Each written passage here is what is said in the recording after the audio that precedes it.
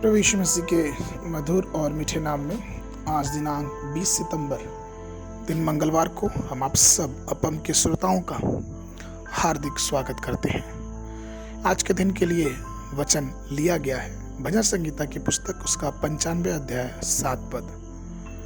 वचन इस प्रकार से कहता है, क्योंकि वही हमारा परमेश्वर है और हम उसकी चराई की प्रजा और उसके हाथ की भेड़ें हैं। भला होता है कि आज तुम उसकी बात सुनते। प्रभु में प्रिय लोगों, बस उसके हाथ की भेड़ें शब्द पर ध्यान दें। वे ये भेड़ें हैं जो यहोवा की बात मानती हैं और उसके वचन के अनुसार चलती और अपने जीवन का यापन करती हैं। यह कहना काफी नहीं कि यहोवा मेरा चरवाहा है और मुझे कुछ घटी नहीं होगी, लेकिन आपको भी आज्ञाकारी होना पड़ेगा और खुद को परमेश्वर के अधीन विनम्र करना पड़ेगा। बस 3 अलग अलग दृश्यों को अपने दिमाग में लाएं। सबसे पहले, दाऊद धीरे से अपनी भेड़ों को हरी भरी चराहों में लेके चलता था। दूसरी, प्रभु आपको प्रतिदिन और दिन प्रतिदिन के जीवन का नेतृत्व करता है। और तीसरी, प्रभु की उपस्थिति में आनंद की भरपूरी है। जैसा कि वह स्वर्ग में अपने शाही सिंहासन पर और वैभव और महिमा के साथ विराजमान है, आपको इन सभी दर्शनों को पवित्र आत्मा की शांति के साथ संयोजित करने की आवश्यकता है और उन्हें अपने स्वयं के अनुसार अनुभव बनाने की आवश्यकता है। आज बहुत से लोग प्रभु की भेड़ होने के महान आशीष से अनजान हैं और बिना किसी दिशा के भटकते हैं।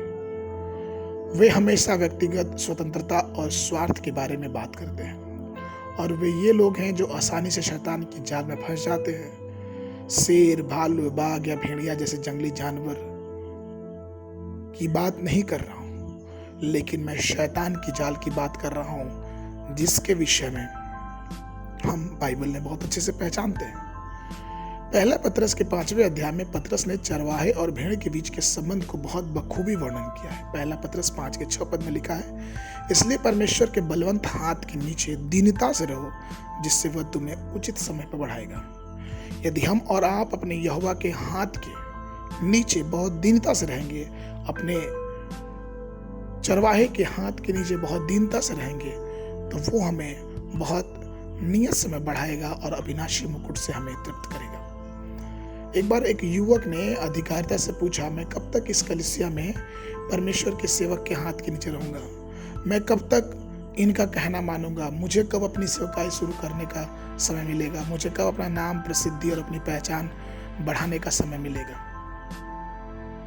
कई बार हमारे भी जीवन में ऐसा होता है कि हमारा कब होगा और हम ऐसा कब तक चलेंगे। लेकिन पवित्र शास्त्र कहता है इब्रानियों की पुस्तक उसके 13 के 7 में, जो तुम्हारे अगुवे थे और जिन्होंने तुम्हें परमेश्वर का वचन सुनाया है, उन्हें स्मरण रखो और ध्यान से उनके चाल चलन का अंत देखकर उनके विश्वास का अनुसरण करो। प्रभु में प्रिय लोग, जब हम परमेश्वर की चारागाह की भेड़ हैं, जब उसके हाथों की भेड़ है, तो आइए हम हर वस्तुओं में, हर बातों में अपने आप को परमेश्वर के हाथ के नीचे रखें और उसकी स्तुति और उसकी भलाई, उसकी बड़ाई अपने जीवन से हमेशा करते रहें और हमारे जीवन से उसके नाम की महिमा होती रहे। यही हमारी सबसे बड़ी सेवकाई है। आज के वचन के लिए यशायाह नबी की पुस्तक 41 अध्याय 14 पद। हे कीड़े सरीख, हे याकूब, हे इस्राएल, हे मनुष्यों, मत डरो, यहोवा की वह वाणी है, मैं तेरी सहायता करूंगा, इस्राएल का पवित्र तेरा छुड़ाने वाला है। बाइबल अध्ययन के लिए सुबह के समय सबोपदेशक की पुस्तक उसका 4, 5, 6 अध्याय, संध्या के समय 2 कुरिन्थियों की पत्री उसका 12 अध्याय। परमेश्वर आप सबको आशीष देवे।